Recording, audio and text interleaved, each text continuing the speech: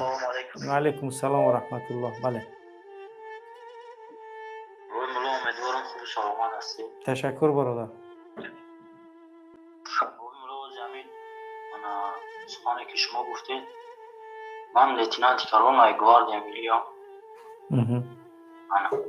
روز گفتید در همون فلور نوشته کنین حاضر خدمه رفتیم در پالیتکنیکوم یک سیستم سرش بخوره در تمش نوشتم که محمد استعفا همون آزادی با عزت همون بهترین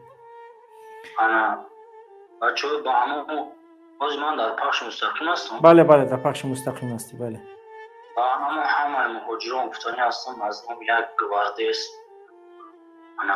خیلی بخشش که گفتن میتونم در کدام کسی نهاربیم برای که بسیار مهم نیست. نگو مهم نیست. نگو لازم نیست برای ما یگان جای تا گفتن یگان چیز تا گفتن. مهم که از داخل کشور برادرها راضی هستی که کارپرتایی شروع شود. درست باور میکنین شخصا خدمت ان شاء الله رحمان اگه روز یک گورا کردن میتونم ممکن یک هفته 10 روز پس من همین کارا میکنم و 7 کس 8 کس بچه تیارم. بهترین دیگه شخصا خدمت خواب داده بودم که اگر ایزد همون همین کارا بکنم من مقصد کارپرتایی میکنم برای که دیگر ما نمیخوریم روسیگه برم اینجا قریب ما در گروه زودامه 50-60 نفریم. بچه هایی که رتبه حربی دارن مثل تو کاپیتان همین جانشون در بینشون آمادگیشون باور میکنم برای همه کاپیتانی هستم برای شما یکم نخواه افتاده نشین. انشاءالله رحمان همش به نزدیکی خوب میشود.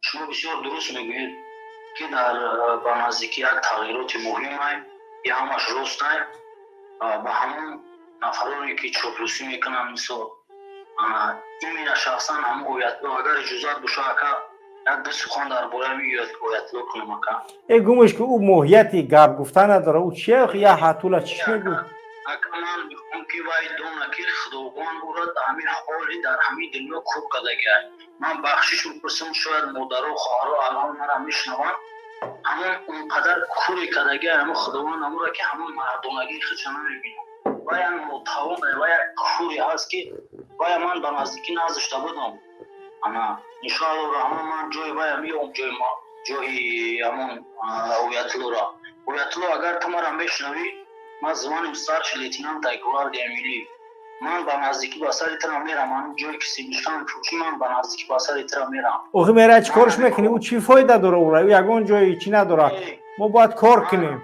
بله نه من هم خیلی میکنم که وای آدم باید همین دیگر نبره یک مقصد در همین برنامه شما باید همون غم نتزیگه من میدونم وای چی کارو میکنه قطعی چی باید همون گپایی که شما میگین ساعت 1 دیشب والله قسم امنیت باید زنگ بزنن که بخیر های پولو بزن از فرو در پراموی فیلی فلانی اشتراک کن. میفهمم.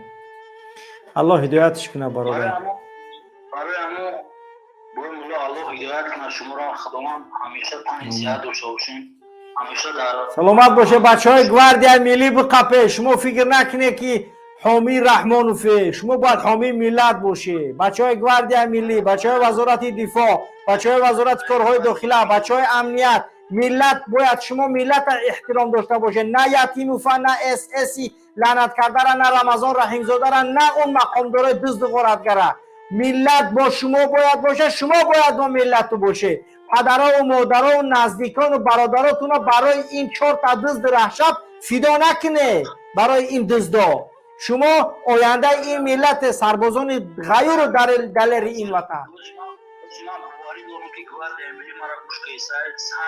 برای که هر یک برنامه شما را گوش بکنم گواردیا میلی قسم 54 55 64 بچه ها شما مرا همت بدونید من کیم من همون لیتنانتی که شما همت مرا میشناسید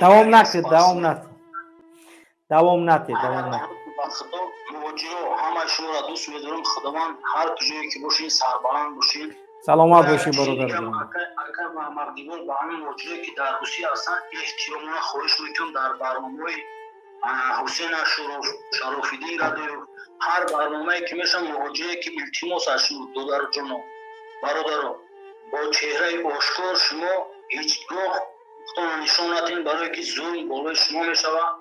این کار نکنین. هر چیزی که میکنین انمون پنهان باشین. هر اعتراضی دارین از شما احترامانه خواهش میکنم. مهاجرا همه شما را مدد میدارم. خداوند نگهبانتان باشد. گواردیا ملی انشاءالله رحمان مرا شنیدین. گواردیا ملی با پیش، گواردیا ملی با پیش با سوی یعنی حمایت ملت، نه با سوی حمایت لعنت کرده الله رحمان. سلامت باش شیرینر، الله حفظت کنه. انشاءالله در وطن صادقانه خدمت میکنیم، برای وطن آماده همه کاریم. در گواردیا ملی حتی یک شعار کردگیان که با پرزیدنت صادقانه خدمت میکنم. با یک خری که میگم که اینقدر پلید، اینقدر نوجوانمرد، من با پرزیدنت و با وطنم خدمت میکنم. همه سلامت باشین. الله نگهبانتون باشه. سلامت باشه. انمیتا بچهای وز یعنی که قوای قدرتی، مقامات قدرتی نمیتریه یا فرزندای این ملتن. آیا این ملت وقتی که قدرت در دستش گرفت باید این بچه چیکار کنه؟ این بچه باید وظیفه بلند کار کنه. کار یعنی که همون کارمندی همون نهاده، اون نهاده میفهمه این باید پول نتیه، این باید پورا نتیه، این باید کار کنه، خدمت کنه در این وطن. پس شما چی فکر داره؟ مردم در فکر همین هستیم مخالفا که دولت فقط از همین کثافت رحمانوف پاک شود، تو اینکه شما آزاد باشه، تو اینکه یگان کس با شما کاردار نباشه.